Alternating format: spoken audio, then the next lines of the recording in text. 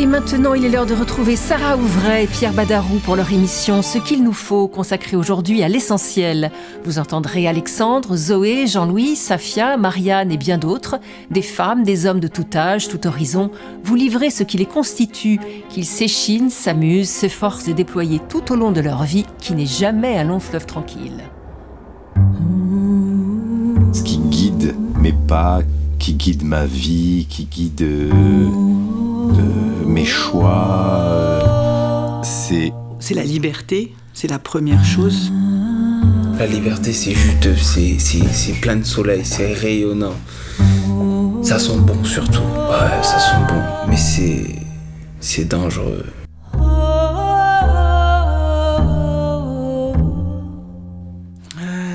Oui, bien sûr. Bah oui, j'ai manqué de l'argent, j'ai manqué de papier, j'ai manqué d'amour, enfin des choses comme ça. Ah oui, oui, mais je pense que ça arrive à tout le monde. J'ai manqué de quelque chose. C'est quelque chose d'essentiel. Certainement. Reynald, lui, pendant quelques mois, va manquer de tout. Je le rencontre par hasard, au détour d'une rue, alors qu'il savoure quelques jours hors de la prison. Il se livre durant près de 3 heures et il jette cette parole sur la table.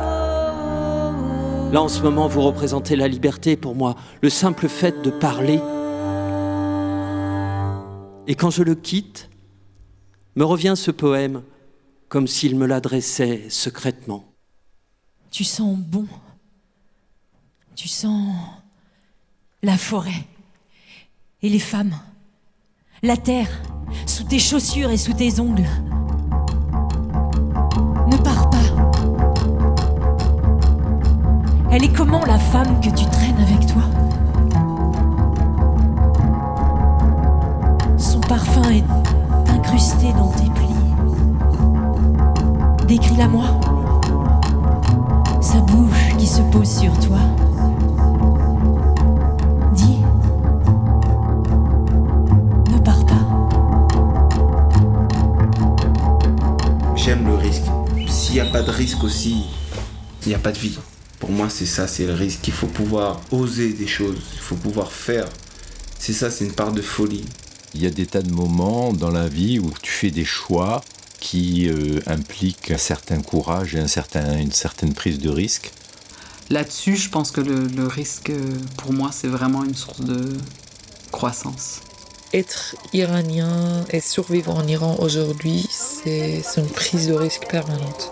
Forcément, quand on va en montagne, on prend des risques. Mais il n'y avait aucune autre activité pour le risque. Et des vents de 100 km/h, Jean-Louis Etienne avait aussi... Je suis là où j'avais rêvé d'être. Seul, dans un chaos de blanc. Une immensité de glace qui casse, se détache, bouge. Poussé par le vent, je dérive. Je dois passer au-dessus de la glace. Avancer. Je suis là où j'avais rêvé d'être.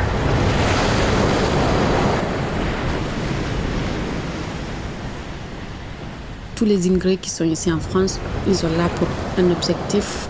Là, moi, mon objectif ici en France, c'est de réussir, de réaliser mes rêves et surtout ma fille, pour elle. Laisse-toi guider.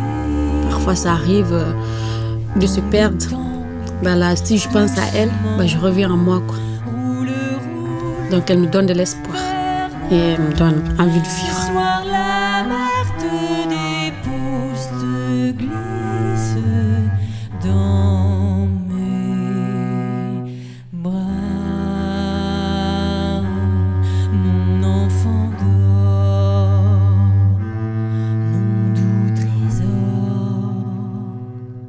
On se pose en tant qu'artiste la question de pourquoi tous les jours on se lève et pourquoi on crée. Et ça paraît dérisoire, ça paraît narcissique, ça paraît infondé par rapport à des gens comme des médecins qui vont sauver des vies ou des gens qui font des choses utiles pour la collectivité, et alors que c'est essentiel.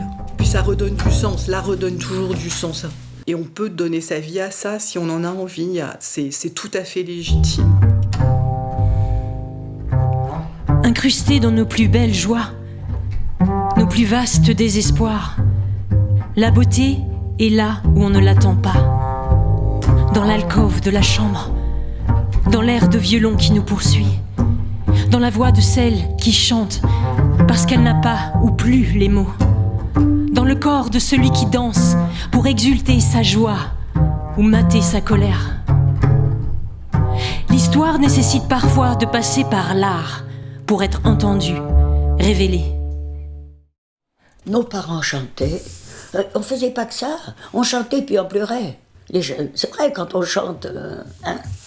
Puis c'est tout, ma petite Cora, puis c'est tout. Non, maintenant c'est plus pareil, puis c'est tout, quoi. Mais dans la vie, il y a le bon, puis il y a le moins bon. Dans la vie, c'est sûr, c'est ce que je viens de te dire, c'est où tu chantes ou tu pleures. Il a dit ça ne fait rien, tout va très bien. J'oublie mes soucis, après tout tant pis. Si c'est la vie, tu pleures ou tu ris. Tu n'as pas choisi, tout ça c'est la vie. Oui, entrez! Entrez!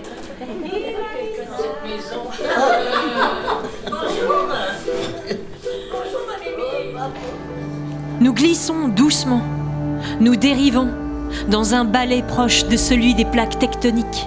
Nous oublions ce qui est essentiel, ce qui est humain, le lien, la rencontre, l'autre. Être figé sur son Facebook et ça. Ah non, moi ça. J'en veux pas. Je n'en veux pas. Tiens. Les gens sont ensemble autour d'une table, ils parlent pas, ils sont tous sur leur téléphone. Je comprends pas. Après on se quitte et on s'est pas dit l'essentiel, donc on se réécrit. C'est mieux. Donc ces choses-là, oui, je pense que ça écarte de l'essentiel pour tout le monde. Bon, alors peut-être que je changerai d'avis, non? Si je change de téléphone.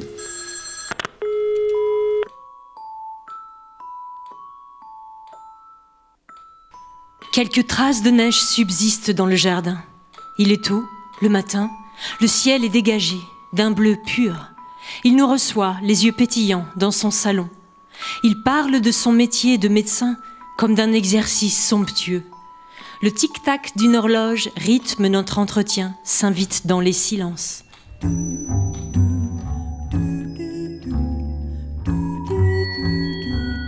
La mort, la fin de vie.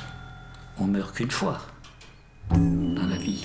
Hein? C'est la seule chose qui est unique.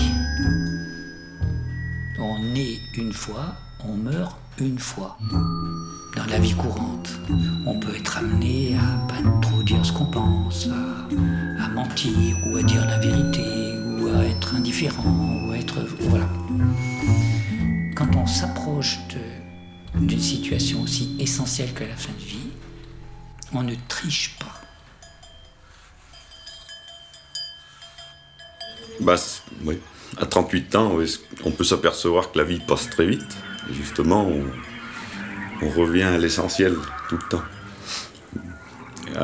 Plus jeune, oui, on soigne son apparence, on soigne ça. Mais après, en fait, ça passe au-dessus. Il faut revenir aux bases de la vie, à bien manger, pour être en santé. Et puis trouver aussi dans l'amour, dans la vie de tous les jours, un fil conducteur.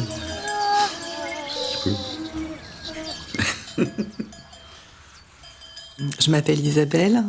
Alexandre. Je m'appelle Safia. Je suis né en 74. J'ai 17 ans. 2 ans avant la mort de Mao. Je viens de la Guinée-Conakry. Je m'appelle Zoé, j'ai 37 ans. Et c'est tout.